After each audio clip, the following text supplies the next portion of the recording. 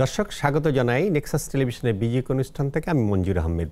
আপনারা জানেন যে আমরা বিজিক এই অনুষ্ঠানে দেশে বিদেশের আন্তর্জাতিক বাণিজ্য, নানান ধরনের ব্যবসা বাণিজ্যের তথ্য নিয়ে আপনাদের সামনে প্রতি সপ্তাহে রোববার উপস্থিত হই।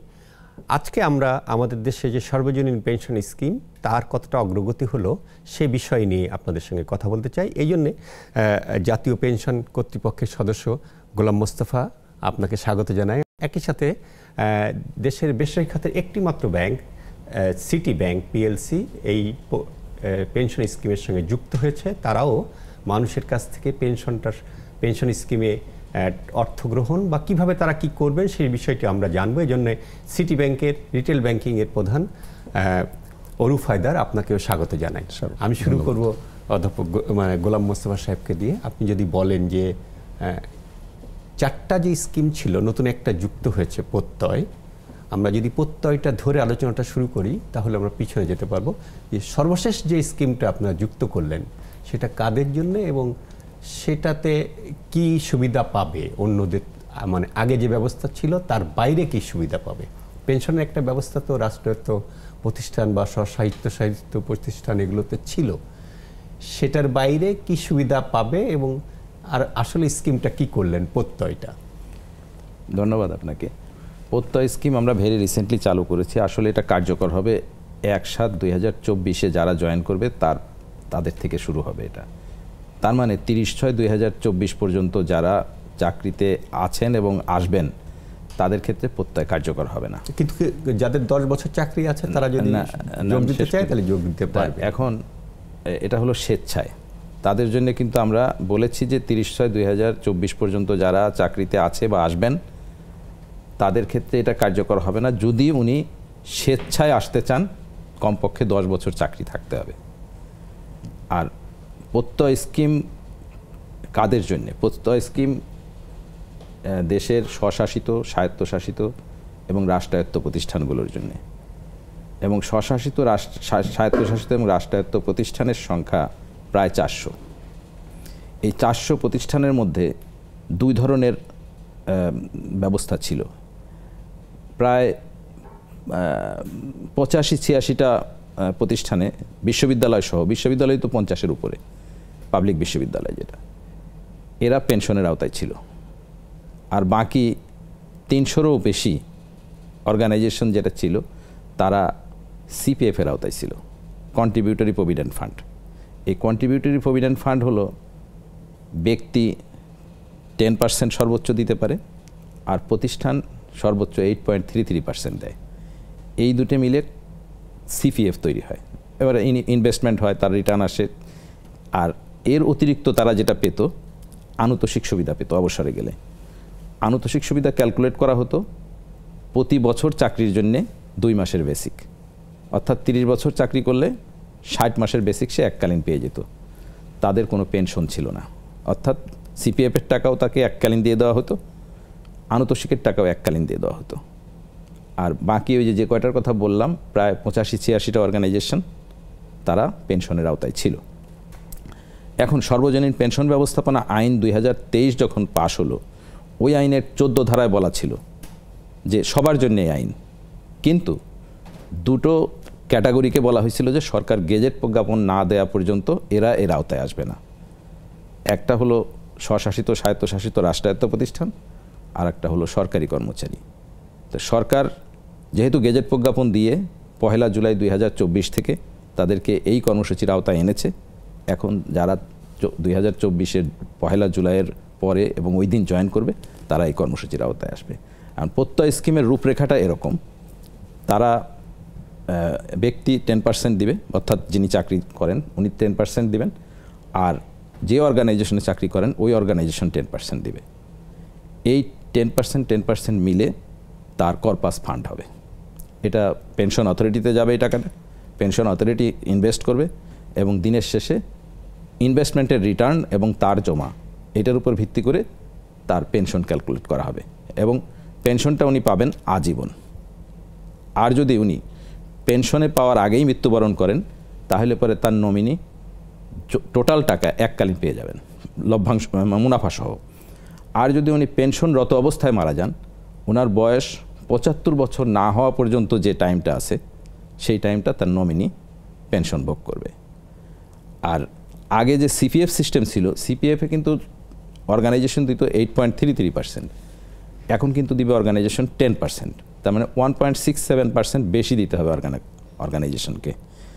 আর এখন যদি আপনি দেখেন যে সুবিধা বা অসুবিধা কি, আমরা এটা একটা আপেক্ষিক ইস্যু। আগের অসুবিধা ছিল কি? অসুবিধা ছিল যে পেনশন পেত না, এককালীন যে টাকা পেত 60 বছর বয়সে সে কিন্তু কোনো ব্যবসা করতে পারে না, 60 বছর বয়সে সে কোনো উদ্যোক্তা হইতে পারে না। তাহলে পরে কি হয়, সেই টাকা অনেক সময় দেখা গেছে আমাদের, আমি যদি আপনি এমপ্লয়ীদের যদি আপনি ডেটা নেন দেখবেন যে অনেকের টাকা নষ্ট হয়ে গেছে, সে ভালনারেবল হয়ে গেছে। ভালনারেবল হয়ে গেছে মানে কি, তার হয়তো ওষুধ কেনার টাকাও নেই, এরকম অবস্থাও কিন্তু অনেকের হয়েছে। তো এটা যাতে না হয় এই জন্যে সরকার সবার জন্যে পেনশন ব্যবস্থার যে কার্যক্রম গ্রহণ করেছে সেটা অটোনোমাস বডির জন্য। আপনার কাছে বিশেষত শুনতে চাই যে 10,000 টাকা কেটে নিল এবং 10,000 টাকা রাষ্ট্রায়ত্ত প্রতিষ্ঠান দিল, সেটার প্রেক্ষিতে সে মাসে কত টাকা পেনশন পাবে? একটা জিনিস বলি, সেটা হলো 10,000 টাকা কিন্তু জমা দেওয়া যাবে না, হাইয়েস্ট 5,000। আচ্ছা, 5,000 টাকা কেটে নিল আর 5,000 টাকা, আমি সেটাকে আসলে 5-এর পরিবর্তে 10 বলে ফেলেছিলাম। তো সে মান্থলি কত টাকা পাবে এর একটা হিসাব নিশ্চয়ই আপনারা করেছেন, সেইটা শুনবো। তবে তার আগে আমি একটু অরুপ হায়দারের কাছে শুনে আসতে চাই। আপনারা যুক্ত হয়েছেন পেনশন স্কিমের সাথে একমাত্র প্রাইভেট সেক্টরের ব্যাংক, গভর্নমেন্ট সেক্টরের আরও কয়েকটি ব্যাংক। আপনারা আসলে কি দেখছেন বা আপনারা কিভাবে যুক্ত হয়েছেন? আমরা আসলে দুটো দিক আছে আমাদের যুক্ত হওয়ার। একটা দিক হচ্ছে যে এই পেনশন স্কিমে যে টাকাটা জমা করবে সেই জমার জন্য একটা পেমেন্ট গেটওয়ে দরকার। সো আমরা as a payment gateway first বেসরকারি ব্যাংক যারা এই প্রজেক্টের সঙ্গে যুক্ত হয়েছি, আমাদের ইন্টারনেট ব্যাংকিং অ্যাপের মাধ্যমে ঢুকে আমাদের ব্যাংকের অ্যাকাউন্ট থেকে ইউপিএর এখানে টাকাটা জমা করা যায়। এর বাইরেও যেটা আমরা করছি সেটা হচ্ছে, আমরা মনে করেছি যে সরকারের এই যে উদ্যোগটার একটা ব্যাকগ্রাউন্ড হচ্ছে যে আমাদের ডেমোগ্রাফিক ডিভিডেন্ড শেষ হয়ে যাবে by 2035, there will be the percentage of older people will increase a lot. So সেই সময় যাতে এই সামাজিক নিরাপত্তার দিকটা ঠিক থাকে, অর্থনৈতিক নিরাপত্তার দিকটা ঠিক থাকে, সেটার জন্যই কিন্তু এই প্রোগ্রামটা। এবং আমরা মনে করেছি যে অ্যাজ এ কমার্শিয়াল ব্যাংক আমাদের আসলে এই ধরনের একটা প্রোগ্রামের সঙ্গে যুক্ত হওয়া উচিত। সো আমরা যুক্ত হওয়ার ইয়েটা হচ্ছে আমাদের 175টা ব্রাঞ্চ এবং সাব ব্রাঞ্চ, 600 এজেন্ট পয়েন্ট, আমাদের সমস্ত এমপ্লয়িকে আমরা ট্রেন করেছি। দেখেন, একজন ইউপিএসে যুক্ত হতে চায়, এনরোল হতে চায়, কিভাবে হবে? সাধারণ মানুষ তো এটা জানে না। সো সে যদি আজকের দিনে আমাদের যে কোনো ব্রাঞ্চে, যে কোনো এজেন্ট পয়েন্টে যায়, তাহলে our people will help him and guide him to enrol into UPA. এটা হচ্ছে আমাদের যুক্ত হওয়ার মেথোডোলজি। আমরা যেভাবে চিন্তা করেছি যে এইভাবে যুক্ত হলে, এবং আমরা ব্যাপক সাড়া পাচ্ছি। In fact more than 6,000 UPS has been মানে opened through about a month, 1.5 months এইভাবে আমরা একটা ইয়ে করেছি, একটা প্রোগ্রামও নিয়েছি লক্ষ্য ছোঁয়ার লক্ষ্যে, that we have taken a target that in this year, in 2024, we will through us there will be 100,000 UPS will be opened. আচ্ছা, আমি গোলাম মোস্তফা সাহেবের কাছে আবার ফিরে আসতে চাই। আপনি বলছিলেন যে মানে সর্বশেষ যেটা আপনারা প্রত্যয় যেটা শুরু করলেন, সেখানে 60 ঊর্ধ্ব বয়সের মানুষের কাছ থেকে তো পেনশন পাওয়া শুরু করবে, তাই না? ইয়েস। তো সেখান থেকে 75 বছর পর্যন্ত উনি পাবেন? নো, উনি জীবিত থাকলে আজীবন পাবেন। আচ্ছা, তাহলে কত টাকা করে মান্থলি পাবেন? 5,000 করে সে দিল এবং কর্তৃপক্ষ দিল, এই যে 10,000 টাকা, তো মাসে কত টাকা বেনিফিট পাবেন বা পেনশন পাবেন? আচ্ছা, আমরা এটা কিন্তু আমরা বলে দিয়েছি যে আপনি যদি আমাদের বিধিমালাটা দেখেন, সর্বশেষ সংশোধনী যেটা দেওয়া হয়েছে বিধিমালায়, আমরা কিন্তু এক্সপ্লিসিটলি বলেছি যে কত টাকা জমা দিলে কত টাকা পাবেন। আপনি যদি বিশ্বের বিভিন্ন দেশের পেনশন ফান্ড দেখেন, পেনশন ম্যানেজমেন্ট দেখেন, সেখানে কিন্তু এরকম পাবেন না।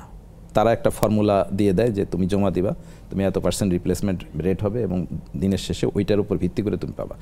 আমরা এখন কোশ্চেন হলো যে আমরা কেন করলাম? আমরা করলাম আমরা এখানে নতুন, আপনি কত পাবেন সেটা সম্বন্ধে আপনার যদি একটা ধারণা না দেই, আপনি অনবোর্ড হবেন না।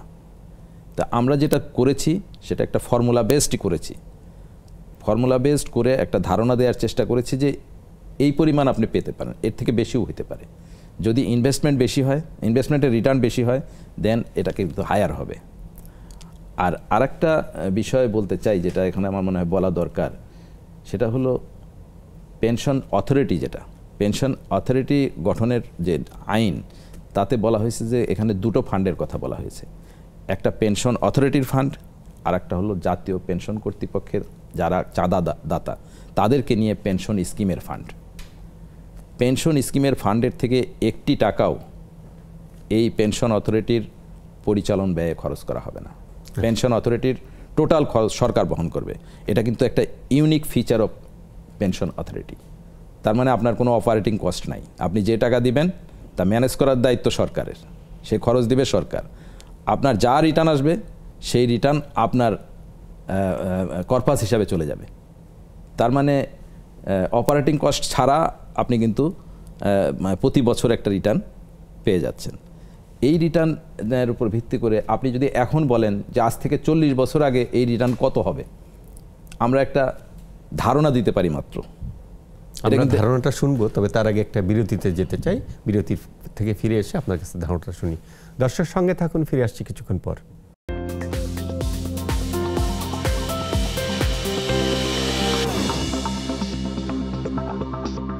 দর্শক ফিরে এলাম বিরতির পর। আপনারা দেখছেন নেক্সাস টেলিভিশনে বিজি অনুষ্ঠান, ফার্স্ট সিকিউরিটি ইসলামী ব্যাংক নিবেদিত বিজি অনুষ্ঠানে আমরা সরকার যে পেনশন স্কিম ঘোষণা করেছে, জাতীয় পেনশন স্কিম, সেটি নিয়ে আলোচনা করছি যে তার কতটুকু অগ্রগতি বা সর্বশেষ কি অবস্থায় আছে সেটি আমরা বোঝার চেষ্টা করছি। গোলাম মোস্তফা সাহেব, আপনি যদি বলছিলেন যে একটা ধারণা আপনারা দেওয়ার চেষ্টা করেছেন, সেটা যদি আর একটু এক্সপ্লেন করেন। আমরা আপনি যদি হায়েস্ট ধরেন, প্রত্যয় স্কিমে হায়েস্ট কত, 5,000 ব্যক্তি দিবে, 5,000 প্রতিষ্ঠান দিবে। 5 10,000 যদি প্রতি মাসে তার পেনশন ফান্ডে জমা হয়, তাহলে পরে সে যদি 10 বছর জমা দেয়, তাহলে আমরা ধরেছি যে 15,302 টাকা পার মান্থ পেনশন পাবেন। আর যদি সে 42 বছর জমা দেয়, ধরেন 18 বছরে এনরোলড হলো, 18 বছর থেকে 42 বছর পর্যন্ত সে দিয়ে দিল, তাহলে তার পার মান্থ পেনশন হবে 3,44,655 টাকা। এই দুটো ফিগার আমি বললাম, মাঝে আরও মানে তার লেন্থ অফ ডিপোজিটের উপর নির্ভর করবে যে সে কত হারে পেনশনটা পাবে, এবং এটা আজীবন পাবে সে। আচ্ছা, আমরা যদি অরুফ হায়দারের কাছে জানতে চাই যে এই যে নতুন করে রাষ্ট্রায়ত্ত যে সমস্ত প্রতিষ্ঠান আছে তারা যুক্ত হলো, নিশ্চয়ই বেসরকারি প্রতিষ্ঠানগুলোর দিক থেকেও এক ধরনের সাড়া, বা আপনার কাছে সর্বশেষ কি তথ্য আছে? আমি বলছি, সো আমাদের 4টি প্রোগ্রাম, প্রত্যয় বাদ দিলে 4টা প্রোগ্রাম থাকে। একটা প্রবাস ফর রেমিটার্স, যারা আমাদের দেশের মানুষ যারা দেশের বাইরে কাজ করেন। প্রগতি, যারা আমরা বেসরকারি চাকরিতে আছি, তাদের বেসরকারি চাকরিতে কোনো প্রতিষ্ঠানের পিএফ গ্র্যাচুইটি আছে, কোনো প্রতিষ্ঠানের কিন্তু তাও নেই। সুরক্ষা for self employed people, for everyone else. আরেকটা খুব ইন্টারেস্টিং আছে, সেটা হচ্ছে সমতা। সমতাটা হচ্ছে যারা লো ইনকাম আর্নিং, যাদের বাৎসরিক আয় 60,000 টাকার নিচে, তাদেরকে 500 টাকা করে তারা জমা দিবে, 500 টাকা সরকার দিবে। আমরা এই চারটে নিয়ে কাজ করছি। সো আমরা প্রবাসটা নিয়ে কাজ করছি কিভাবে? আমাদের মালয়েশিয়াতে মানি এক্সচেঞ্জ কোম্পানি আছে, 15টা ব্রাঞ্চ আছে। থ্রু দেম আমরা এখন already integrated system, through them আমরা মালয়েশিয়ার যে প্রবাসীরা থাকেন তাদেরকে প্রবাস প্রোগ্রামে কানেক্ট করছি। প্রগতি এবং সুরক্ষাও, এই দুটোও আমাদের হচ্ছে। এখানে যেটা আপনি জানতে চাচ্ছিলেন রিটার্নটা কেমন হয়, আমি একটু বলি। সংখ্যাটা এরকম, ধরেন 25 বছর বয়সে কেউ একজন প্রগতিতে মাসে 10,000 টাকা দিয়ে শুরু করলো, তাহলে সে তার 35 বছরের টিল 60 ইয়ার্স সে টোটাল জমা করবে 42 লক্ষ টাকা প্রতি মাসে, যদি সে 10,000 টাকা করে দেয়। যেই 60 ইয়ার্স হলো, পরের মাস থেকে সে পাবে 1,91,000 টাকা এভরি মান্থ। সে যদি টানা 15 বছর পায়, তাহলে সেই অ্যামাউন্টটা প্রায় 3.5 কোটি টাকা। আমি আবারও রিপিট করছি দর্শকদের জন্য, যে আপনি আগামী 25 বছরে 42 লক্ষ টাকা জমা দিয়ে তারপরের 15 বছরে আপনি যদি আরও বেশি দিন বাঁচেন আরও পাবেন। আমি ধরছি যদি 15 বছরও হয়, যেটা গ্যারান্টিড, এই সেন্সে গ্যারান্টিড যে যদি কেউ মারা যায় এর মধ্যে, তার নমিনি কিন্তু এই 15 বছর পর্যন্ত পেতে থাকবে মিনিমাম। তাহলে মিনিমাম আপনি পাবেন, আপনি বা আপনার নমিনি পাবে 3.5 কোটি টাকা। সো এই ধরনের একটা প্রোগ্রাম আমরা এই কারণেই, কারণ কাস্টমারদেরকে ব্যাংকিং সেবা দিই, ব্যাংকিং সেবার পাশে আমি এইভাবে করে বলি যে, ধরেন আমরা যখন আমাদের ইয়াং এজে ছিলাম, তখন কিন্তু দেশে একটা সাক্ষরতার প্রবলেম ছিল। তখন আমরা বলতাম যে তুমি নিজে একজনকে অন্তত শিক্ষিত করো। তো আমি আজকে আপনাদের এই ফোরামের সুযোগ নিয়ে সবাইকে বলতে চাই, আপনি যদি নিজে বুঝে থাকেন যে এটা খুবই ভালো একটা স্কিম, আমি বলবো শুধু আপনি নিজে করবেন না, আপনি অন্তত আরও একজনকে, পারলে আরও বেশি জনকেও এই প্রোগ্রামে এনরোল করবেন। এই কারণে এনরোল করবেন, কোনো একদিন যখন 60 বছর হবে, যখন সে এই মাসের টাকাটা পেতে শুরু করবে, তখন কিন্তু সেটার কৃতিত্বটা বা কৃতজ্ঞতাটা কিন্তু আপনার প্রতি সে প্রকাশ করবে। নিশ্চয়ই। আমি গোলাম মোস্তফা সাহেবের কাছে জানতে চাই, প্রত্যয় যেটা সর্বশেষ আসলো সেটা নিয়ে বিশ্ববিদ্যালয়ের শিক্ষকদের যে ফেডারেশন, সেখান থেকে একটা ক্ষোভ বা একটা ভিন্ন মত প্রকাশ করা হয়েছে, বা ইকোনমিস্টরাও দু একজন ইকোনমিস্ট আমি দেখেছি পত্রিকায়, তারা বলেছেন যে সরকারি কর্মকর্তা কর্মচারী বা এদের থেকে যদি বৈষম্য তৈরি হয় তাহলে সেটা তারা ভালো হবে না, বা সেটা আপনারা কীভাবে বলবেন এটা? আমি প্রথমে আপনার বলতে চাই যে পাবলিক বিশ্ববিদ্যালয় একটা স্বায়ত্তশাসিত প্রতিষ্ঠান, আর স্বায়ত্তশাসিত, রাষ্ট্রায়ত্ত, স্বশাসিত প্রতিষ্ঠানের সংখ্যা আমাদের দেশে প্রায় 400। আমি পেনশন সিস্টেমের আওতায় ছিল মাত্র 80 কিংবা 85টা, বাদবাকি সবাই কিন্তু পেনশন সিস্টেমের বাইরে ছিল। জাতীয় পেনশন ব্যবস্থাপনা আইনে সর্বজনীন পেনশন স্কিম চালু করা হয়েছে, ইউনিভার্সাল, মানে সবার জন্যে। সুতরাং সবাইকে কিন্তু এই আমব্রেলার নিচে আসতে হবে। তো জাতীয় পেনশন, সর্বজনীন পেনশন ব্যবস্থাপনা আইনের 14 ধারায় বলা ছিল যে সবাই আসবে, শুধু স্বশাসিত, রাষ্ট্রায়ত্ত প্রতিষ্ঠান এবং স্বায়ত্তশাসিত প্রতিষ্ঠানের কর্মচারী এবং সরকারি কর্মচারীদের জন্য একটা প্রজ্ঞাপন লাগবে। প্রজ্ঞাপন দিয়ে সরকার যেদিন থেকে বলবে সেদিন থেকে এর আওতায় আসবে। তো স্বশাসিত, রাষ্ট্রায়ত্ত প্রতিষ্ঠান, স্বায়ত্তশাসিত প্রতিষ্ঠানের ক্ষেত্রে সরকার প্রজ্ঞাপন জারি করেছে। নিশ্চয়ই সরকারের নীতিগত সিদ্ধান্ত আরও একটা হবে, যখন হবে তখন দেখবেন যে সবাই এই আমব্রেলার নিচে আসছে। তো ইনিশিয়ালি আমরা কিন্তু স্বশাসিত, স্বায়ত্তশাসিত, রাষ্ট্রায়ত্ত প্রতিষ্ঠানের মধ্যে পেনশন রিলেটেড যে বৈষম্য ছিল, এই প্রজ্ঞাপনের দ্বারা আমার মনে হয় একটা সমজাতীয় জায়গায় তারা যেতে পারছে। মানে রাষ্ট্রায়ত্ত প্রতিষ্ঠানগুলো গেছে, সরকারি প্রতিষ্ঠান যেহেতু আইনের মধ্যে আছে, এটা প্রজ্ঞাপন, সরকারের প্রজ্ঞাপন যেদিন জারি করবে সেদিন হবে। কিন্তু এখানে একটা জিনিস যেটা আমি বললাম সেটা খুবই ইম্পর্টেন্ট, যে 400 প্রতিষ্ঠানের মধ্যে আপনি 300কেই একটা জায়গায় রাখছেন, 100কে আর একটা জায়গায়। তাহলে পরে এই পেনশন ব্যবস্থাপনা আইন তো হয়েছে ইউনিভার্সাল পেনশন, কেন সবার জন্যই তো একরকম পেনশন ব্যবস্থার মধ্যে আমরা আসবো? তাহলে সেই ব্যবস্থা করার জন্যই কিন্তু সরকার এই প্রজ্ঞাপন দিয়ে এদেরকে এনেছে, যাতে ওই জাতীয় যত প্রতিষ্ঠান আছে একটা আমব্রেলার নিচে আসে। এই কারণেই এই প্রজ্ঞাপন দিয়ে এটা করা হয়েছে। আর বর্তমানে যারা এই প্রতিষ্ঠানগুলোতে চাকরি করছেন এবং 30/6/2024 পর্যন্ত যারা এই প্রতিষ্ঠানগুলোতে চাকরিতে আসবেন, তারা কেউ কিন্তু এটার মধ্যে আসবে না। ফলে বর্তমানে যারা ইউনিভার্সিটির টিচার বলেন বা অন্য যে কোনো প্রতিষ্ঠানের কর্মচারী কর্মকর্তা বলেন, তারা কিন্তু কোনোভাবেই তাদের স্বার্থ ক্ষুণ্ণ হচ্ছে না। 1/7/2024 পরে যারা চাকরিতে আসবেন, তাদের যুক্তিটা হচ্ছে যে ভবিষ্যতে বিশ্ববিদ্যালয়গুলোতে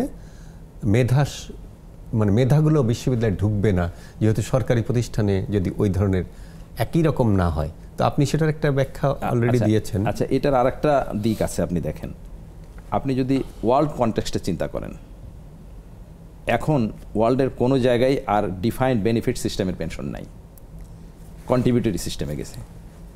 তা আপনার ইউনিভার্সিটির একজন টিচার যিনি আসবেন, উনি কন্ট্রিবিউটরি সিস্টেমের মডার্ন পেনশন সিস্টেমের আওতায় আসছেন।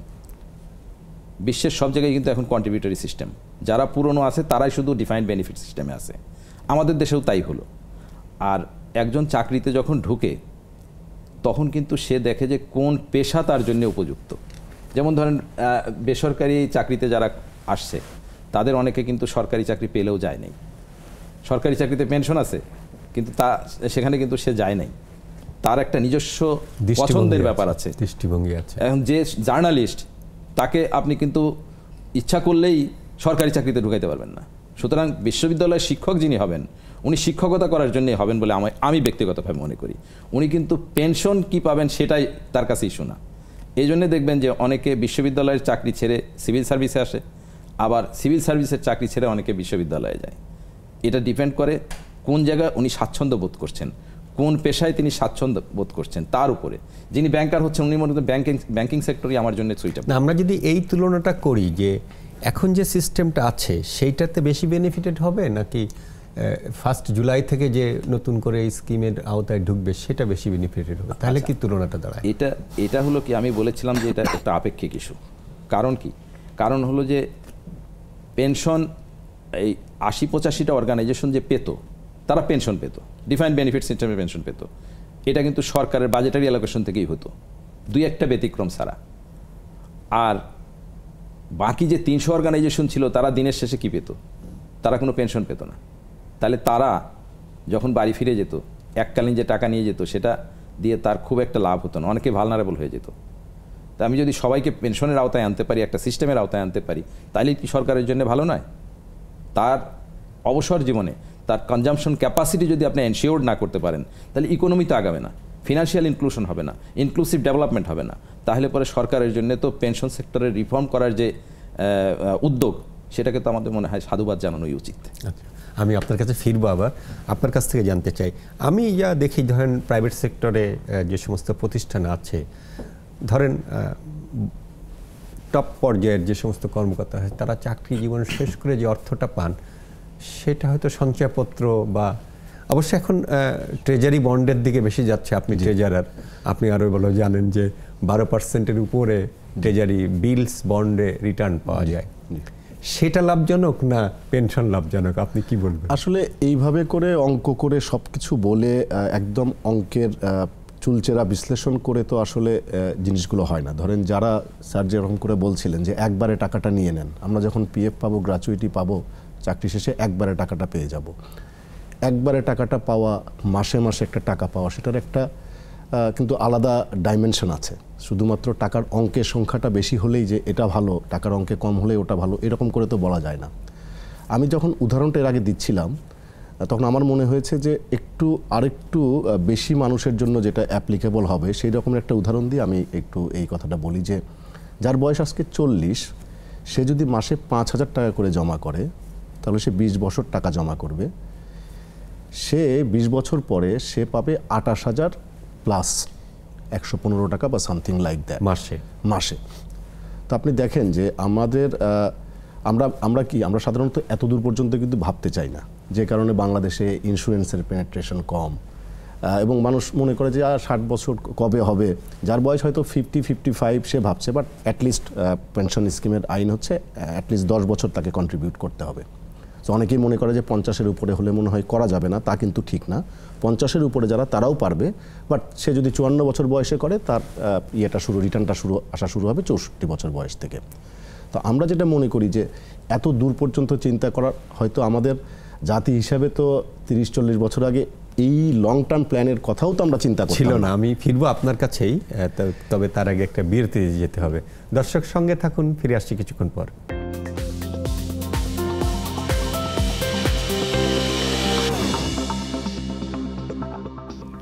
দর্শক, ফিরে এলাম বিরতির পর। আপনারা দেখছেন নেক্সাস টেলিভিশনে বিজি অনুষ্ঠানে। আমরা আলোচনা করছি সার্বজনীন পেনশন স্কিমের অগ্রগতি নিয়ে।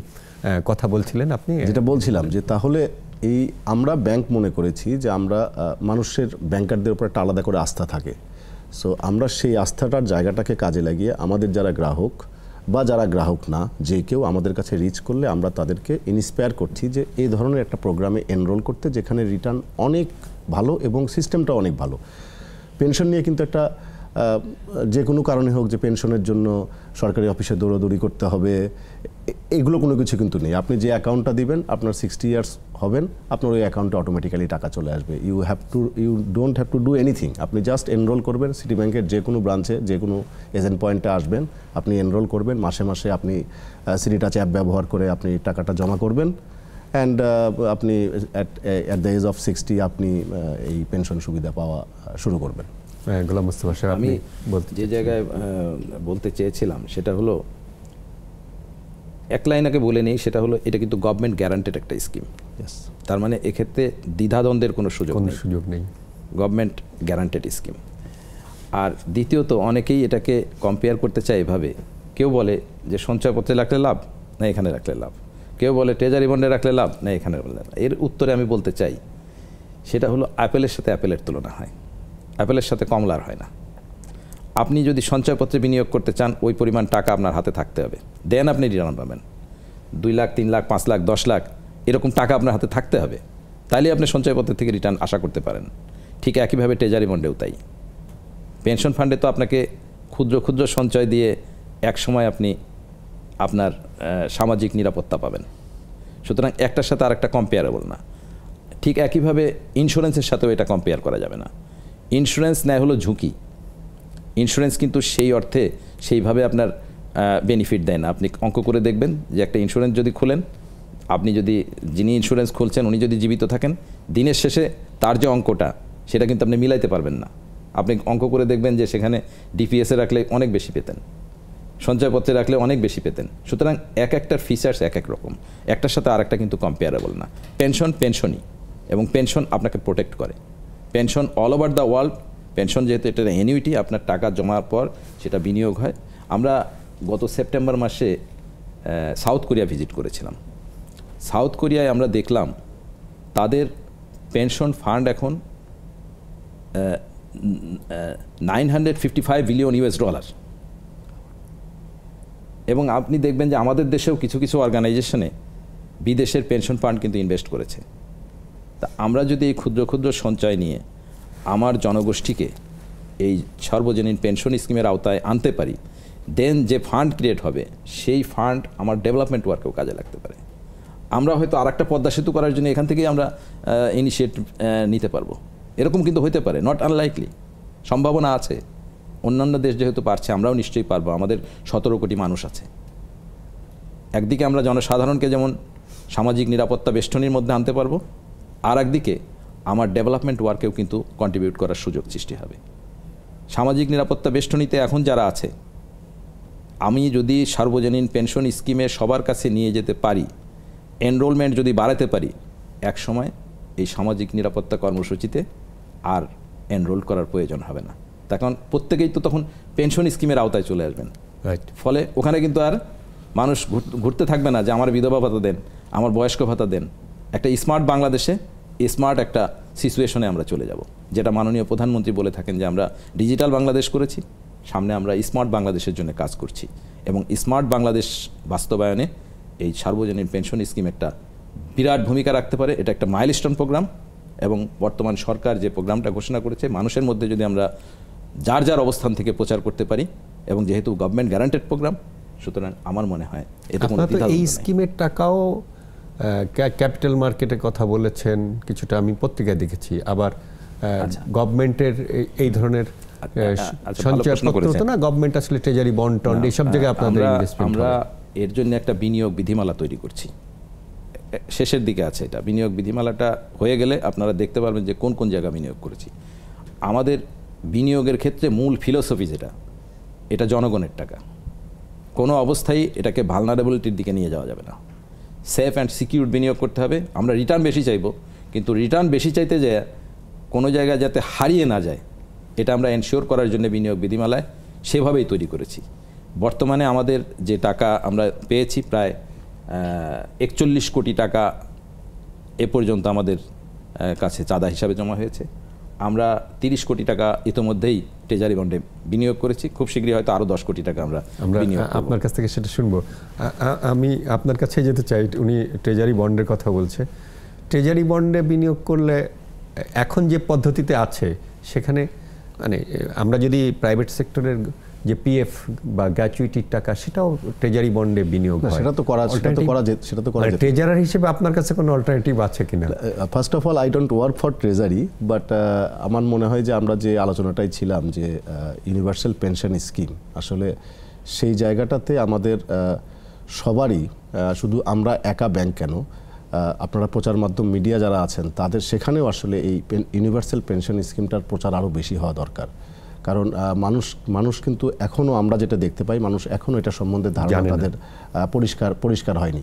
ট্রেজারি নিয়ে না হয় আরেকদিন কথা বলবেন। আমি বলতে চাচ্ছিলাম যে মানে আলাদা কোনো ইনভেস্টমেন্টের জায়গা আছে কিনা, মানে আপনি তো ওখান থেকে দেখেন না। এখন ইউনিভার্সাল পেনশন স্কিমের টাকাটা তো যাবে হচ্ছে ইউপিএ অথরিটির কাছে। They will decide on, bank has nothing to do with it. ব্যাংকের তো এটা নেবে। আমাদের কাজ, আমাদের এখানে কাজটা হচ্ছে যে আমরা ওনাদের সহযোগী হিসেবে, আমাদের যেহেতু রিচ আছে জনগণের কাছে, সেই জনগণের কাছে জিনিসটা, এই ওনাদের যে মেসেজটা স্যার বারবার বলছিলেন, যেটা সেই মেসেজটা জনগণের কাছে পৌঁছানো, তাদেরকে উদ্বুদ্ধ করা, এবং কেউ যদি উদ্বুদ্ধ হয়ে এনরোল হতে চায় তাকে যে সহযোগিতা করার, যে কিভাবে করতে হবে, একটা ওয়েবসাইটে ঢুকতে হয়, ঢুকে কিছু ডাটা এন্ট্রি, কিছু নাম পার্টিকুলার্স দিতে হয়, এই যে প্রক্রিয়াটা, সেই প্রক্রিয়াটা সফল করার জন্য তাকে সহযোগিতা করা। আমাদের রোলটা কিন্তু এর মধ্যে সীমাবদ্ধ।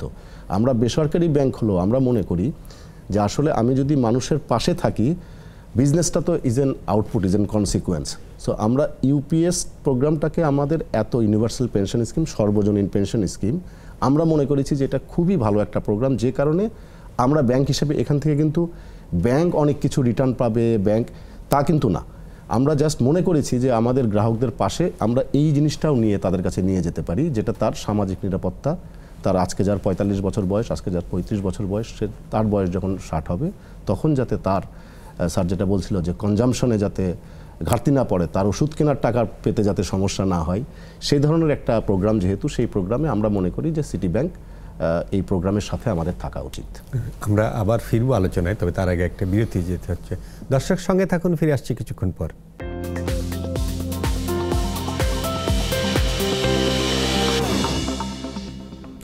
দর্শক, ফিরে এলাম বিরতির পর। আপনারা দেখছেন নেক্সাস টেলিভিশনে বিজিক অনুষ্ঠান। আমরা আলোচনা করছি সর্বজনীন পেনশন স্কিম নিয়ে। আমি গোলাম মোস্তফা সাহেবের কাছে যেতে চাই। আমরা শুনলাম এতক্ষণ মূলত প্রত্যয় নিয়ে শুরু করেছিলাম, সর্বশেষটা দিয়ে শুরু করেছিলাম, কিন্তু যে 4টা স্কিম দিয়ে আপনারা সর্বজনীন পেনশন স্কিমটা শুরু হয়েছিল আমাদের, সেটার কি অগ্রগতি হয়েছে সেটা আমরা একটু জানতে চাই। আমরা তার আগে একটু বলে নেই, সেটা হলো আমরা, আপনারা আলোচনায় এনেছেন যে ব্যাপক প্রচারের যে জায়গাটা, সেটা হয়তো কিছুটা আপনাদের মনে হয়েছে যে আরও হয়তো হতে পারতো। আমরা কিন্তু অল আউট এফোর্ট দেওয়ার চেষ্টা করছি। এখন প্রধানমন্ত্রীর কার্যালয়ে মুখ্য সচিবের সভাপতিত্বে একটা সভার পরে আমরা জাতীয় পর্যায়ে একটা বাস্তবায়ন কমিটি করা হয়েছে প্রধানমন্ত্রীর কার্যালয় থেকে, বিভাগীয় পর্যায়ে একটা বাস্তবায়ন কমিটি করা হয়েছে, জেলা পর্যায়ে করা হয়েছে এবং উপজেলা পর্যায়ে করা হয়েছে। সেখানে প্রশাসন এবং জনপ্রতিনিধি সহ লোকাল যে সিভিল সোসাইটির যারা আছে তাদের সবাইকে নিয়ে একটা অল আউট এফোর্ট দেওয়ার চেষ্টা চলছে এবং খুব শীঘ্রই আমরা প্রত্যেক ডিভিশনে এ নিয়ে মেলা এবং উদ্বুদ্ধকরণ সভা করব। মাননীয় প্রধানমন্ত্রী মুখ্য সচিবও এই সভাগুলোতে থাকবেন বলে আমাদেরকে বলেছেন। এখন প্রথমে অনেকেই বলে যে প্রথম মাসে আপনার বেশ বাড়ল, তারপরে কিছুটা স্তিমিত। আসলে মানুষের কাছে পৌঁছতে তো আপনার একটু সময় লাগে, এরকম একটা স্কিম নিয়ে সময় লাগে। এখন কিন্তু এটা আবার ঘুরে দাঁড়িয়েছে। আপনাকে যদি আমি বলি যে এখন আমার এনরোলমেন্ট হলো আজকে পর্যন্ত 47,018 এবং টোটাল টাকা 41,01,28,500। স্কিম ওয়ারে যদি আমরা দেখি, প্রবাসে আছে 575 জন পর্যন্ত এনরোল হয়েছে, প্রগতিতে 10,450 এনরোল হয়েছে, সুরক্ষায় 13,690 জন এনরোল হয়েছে, সমতায় 22,303 জন এনরোল হয়েছে। এটা যদি এনরোলমেন্টের ফিগারটা আপনি দেখেন, প্রথম মাসে যখন 17ই আগস্ট মাননীয় প্রধানমন্ত্রী উদ্বোধন করলেন তখন প্রায় 10,000 এনরোল হয়েছিল, তারপরে এটা কমে 2,000, 1,000 পর্যন্ত নেমে এসেছিল। এখন কিন্তু গত মাসে মার্চ মাসে এটা 23,000 হয়েছে। এবং এই যে ট্রেন্ড, এই ট্রেন্ডটা আমরা আশা করি যে অল আউট এফোর্ট দিয়ে আমরা প্রচারের উদ্যোগ নিয়েছি, প্রশাসন সহ সর্বস্তরের মানুষকে একত্রিত করে একভাবে মানে সবার কাছে যাওয়ার জন্য যে উদ্যোগ আমরা নিয়েছি, এটা যদি অব্যাহত থাকে এবং আপনি আগেই বলেছেন যে আমরা আপাতত বেসরকারি সেক্টরে সিটি ব্যাংক আমাদের কাছে কাজ করছে বেসরকারি ব্যাংক হিসাবে, ব্র্যাক ব্যাংকও খুব শীঘ্রই তারা লাইভে যাবে, তাদের সাথে অলরেডি আমাদের এমওইউ হয়েছে, রাষ্ট্রায়ত্ত সোনালী ব্যাংক এবং অগ্রণী ব্যাংক কাজ করছে। আমরা চাচ্ছি যে ব্যাংকিং সেক্টরে সবাই যাতে মনে করে যে আমরা এর সাথে আছি, এরকম একটা জায়গায় আমরা যেতে পারি কিনা, অর্থাৎ প্রতিটা ব্যাংকের শাখায় গেলেই যাতে মানুষ জানে যে এই ব্যাংকেও সর্বজনীন পেনশন স্কিম সম্বন্ধে তথ্য পাওয়া যায়, এখানে ওভার দ্য কাউন্টার টাকা জমা দেওয়া যায়, এই জায়গায় যাওয়ার আমরা চেষ্টা করছি এবং খুব শীঘ্রই হয়তো এরকম কোনো সিদ্ধান্তে আমরা যেতে পারবো। আমরা কন্টিনিউয়াস চেষ্টা চালিয়ে যাচ্ছি, প্রত্যেককে অনবোর্ড করতে চাই আমরা। এবং উনি যেটা বলেছেন যে ব্যাংকগুলো শুধু লাভের জন্য এটা করবে তা কিন্তু না, এটা একটা সামাজিক দায়বদ্ধতার থেকেও করতে হবে। প্রতিটা নট অনলি ব্যাংক, আপনার প্রিন্ট মিডিয়া বলেন, ইলেকট্রনিক মিডিয়া বলেন, সবারই কিন্তু সামাজিক দায়বদ্ধতার থেকে এটা করতে হবে। এদেশের মানুষ যদি ভালো থাকে দেন আপনি ভালো থাকবো, এদেশের ইকোনমি যদি ভালো না থাকে আপনি কেউ ভালো থাকবো না। একটা কিন্তু আরেকটাকে এফেক্ট করে। যেমন ধরেন বিশ্ব প্রেক্ষাপটে ইউক্রেন সাফার করছে, আমরা কিন্তু ভালো নেই, বিশ্ব কিন্তু ভালো নেই। ঠিক একইভাবে আমার পাশের লোক যদি ভালো না থাকে তাহলে আমি ভালো থাকতে পারবো না। সুতরাং সবাইকে নিয়েই আমার আগাইতে হবে। স্মার্ট বাংলাদেশের সবারই আপনার পারচেসিং পাওয়ার থাকতে হবে, কনজামশন ক্যাপাসিটি থাকতে হবে, তাহলেই নামে উন্নত দেশ 2041 হব। যদি ওয়েলফেয়ার স্টেট না হয় তাহলে তো আমি উন্নত হইতে পারবো না। ওয়েলফেয়ার স্টেটের মূল পদক্ষেপ কি? সামাজিকভাবে সুরক্ষিত করা, পেনশনের ব্যবস্থা করা, সেই ব্যবস্থাই তো সরকার করেছে। সুতরাং আমরা যদি সবাই মিলে চেষ্টা করি, চিন্তা করি, আমরা এগিয়ে যাই, তাহলে সবাই আমরা এগিয়ে যাব এবং স্মার্ট বাংলাদেশ বাস্তবেই স্মার্ট বাংলাদেশ হবে। আমি আপনার কাছে আসবো অরুপ হায়দার। ধরেন বাংলাদেশ ব্যাংক সহ রাষ্ট্রায়ত্ত ব্যাংকগুলো অলরেডি ওনাদের প্রজ্ঞাপনের মধ্যে স্বশাসিত বা স্বায়ত্তশাসিত বা রাষ্ট্রায়ত্ত বিধিবদ্ধ প্রতিষ্ঠান হিসেবে এসে যাচ্ছে। স্ব প্রতিষ্ঠানে এখন হয়তো তাদের পরিচালনা পর্ষদে বিষয়টা আলোচনা করবে এবং তারপরে প্রাইভেট সেক্টর ব্যাংকগুলোর মধ্যে কি আলোচনা আছে এরকম কোনো যে তারাও যাবে? আমরা যেমন আমাদের হিউম্যান রিসোর্স ডিভিশন থেকে সকল এমপ্লয়িকে উদ্বুদ্ধকরণ মেল দিয়েছি। We cannot make it mandatory, আমরা তো বলতে পারি না যেটা করতেই হবে, বাট সবাইকে উদ্বুদ্ধকরণ কমিউনিকেশন করেছি। আমাদের ম্যানেজিং ডিরেক্টর আমাদের সমস্ত ব্রাঞ্চ ম্যানেজারদেরকে নিয়ে আমরা কনফারেন্স কল করেছি, এখন ভিডিও কল, জুম কল আপনারা জানেন, এগুলো করেছি। সো আমাদের কার্যক্রম বেসিক্যালি উদ্বুদ্ধকরণে, ইনক্লুডিং ইন্টারনাল এমপ্লয়িজ, কারণ আমি নিজে না করলে আমি আরেকজনকে বলবো কিভাবে। সো এসবের মধ্যে সীমাবদ্ধ, এসবের মধ্যে আসলে আমাদের কাজটা, এই রিলেটেড কাজটা এটুকুই। But at the same time এই ধরনের যে ধরনের কর্মসূচি, সরকারের ইউপিএস কর্মসূচি, আপনারা জানেন যে বাংলাদেশ ব্যাংকের কিছু প্রায়োরিটি আরএফসিডি অ্যাকাউন্ট, সেটা নিয়েও আমরা কাজ করছি, ওবিইউ অ্যাকাউন্ট, সেটা নিয়ে আমরা কাজ করছি, নতুন করে ব্যাংক ইস্যুরেন্স এসেছে। সো আমরা মনে করি যে সেই ট্র্যাডিশনাল কনভেনশনাল ব্যাংকিংয়ের মধ্যে থেকে আসলে সামনের দিকের যে ভবিষ্যৎ, সেই ভবিষ্যতের সাথে তাল মেলাতে পারবো না। যেমন আমরা ব্যাংক হিসেবে আমরা কিন্তু ব্যক্তি খাতে অনেক বড়, বাংলাদেশের বেশিরভাগ ব্যাংকই কর্পোরেট প্রতিষ্ঠান, এসবের কিন্তু আমরা কিন্তু আমাদের আয়ের 40% আসে কিন্তু ব্যক্তি খাত থেকে।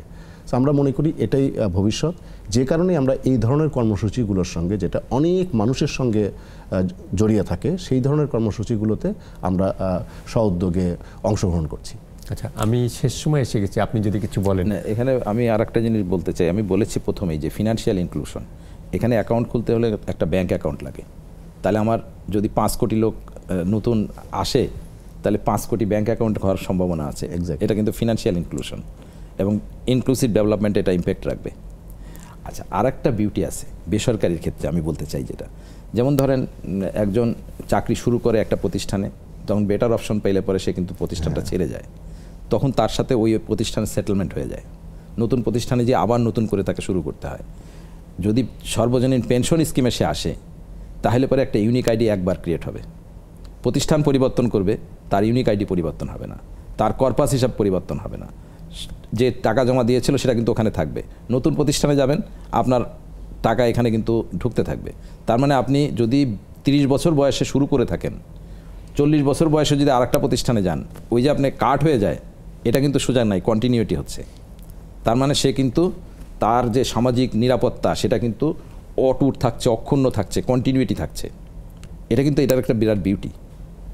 আপনার নতুন করে আবার শুরু করতে হচ্ছে না। এটা যদি আমরা মনে হয় বেসরকারি প্রতিষ্ঠানকে যদি বোঝাতে পারি যে এটা উইন উইন সিচুয়েশন, কীভাবে ওই ব্যক্তির জন্য যেমন এটা, আর প্রতিষ্ঠানের জন্য কি, প্রতিষ্ঠানের জন্য তার নতুনভাবে কোনো ইনভেস্টমেন্টের চিন্তা করতে হইতেছে না, তার ওইটা ম্যানেজ করার জন্য কোনো জনবল রাখতে হইতেছে না, সব শুধু টাকাটা দিয়ে দিলেই সে ওই জায়গা কিন্তু ফ্রি, তার ব্যবসায় সে মন দিতে পারছে। প্রতিষ্ঠানের আপনাকে বিশেষত এই বিষয়ে কথা বলতে প্রথমবারের মতো আমাদের স্টুডিওতে এসেছেন, আপনাকে ধন্যবাদ জানাই। একই সাথে অরুপ হায়দার, আপনাকেও ধন্যবাদ জানাই। দর্শক, যেমনটি শুনছিলেন, সার্বজনীন পেনশন স্কিম আসলে সব দিক দিয়ে আমরা ভেবে দেখতে পারি যে এটি আসলেই জনকল্যাণমূলক, শুধু নয়, আমাদের ভবিষ্যৎ নিরাপত্তার বিষয়টিও এর সঙ্গে যুক্ত হয়ে আছে। আমাদের এই অনুষ্ঠানটি প্রতি রোববার রাত 9টা থেকে 10টা পর্যন্ত দেখানো হয়, পরদিন সোমবার বেলা 12টা থেকে 1টা পর্যন্ত পুনর্বার দেখানো হয়। সে পর্যন্ত সবাই ভালো থাকুন, সুস্থ থাকুন, শুভরাত্রি।